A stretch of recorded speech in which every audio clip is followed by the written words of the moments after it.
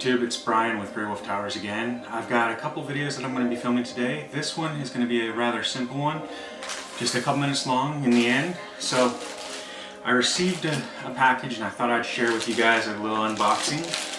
So I was on, I forget which website, probably eBay, and I needed a present for a friend.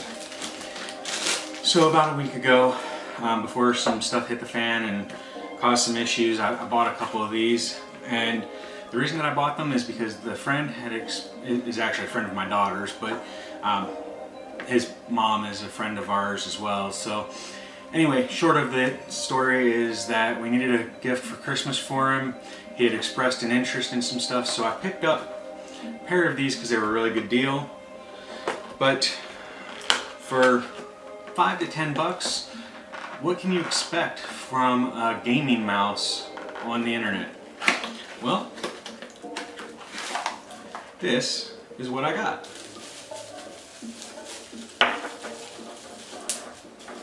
So it came packaged in a shipping envelope, in a box, wrapped with bubble wrap, which is always a good thing.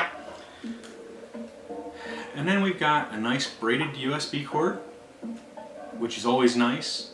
They tend to be a little more durable, but they also look a little sleeker. This one's red and black. The mouse is actually a really intriguing design, and I'll include a couple of pictures, probably right about here.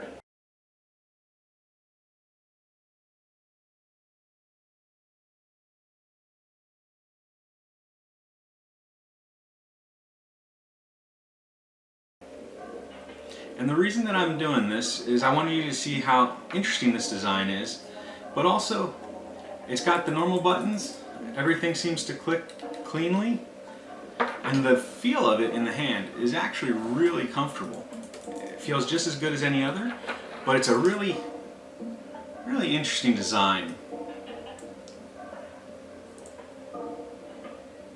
Has some gaps in it, some metallic looking pieces. They're almost definitely plastic, but they look metallic, almost like robotics in a way. And so this little mouse is just a basic Masion X11, nothing extravagant, nothing special as far as design features. As far as I'm aware, it's not RGB, but you know, it's a gaming mouse with extra buttons. You've got side click buttons, you've got top click buttons for the regular stuff, you've got extra click buttons on the top as well.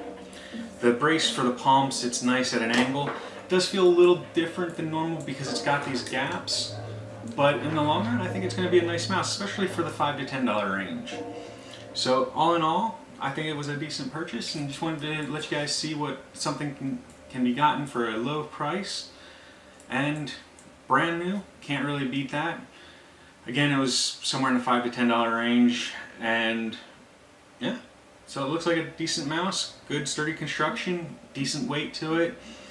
The buttons click nice and firmly. It's got scroll wheel with the scroll wheel button.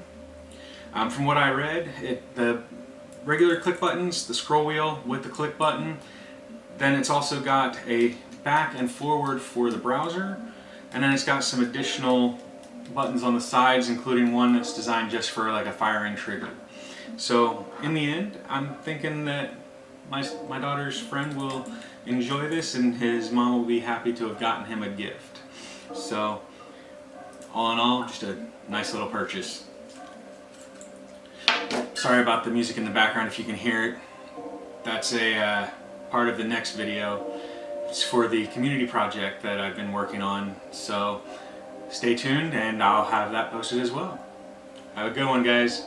And again, if you haven't already, subscribe and like the video if you want to keep up to date on the stuff that we get in and review and show off, and the experiences we try and help you guys with.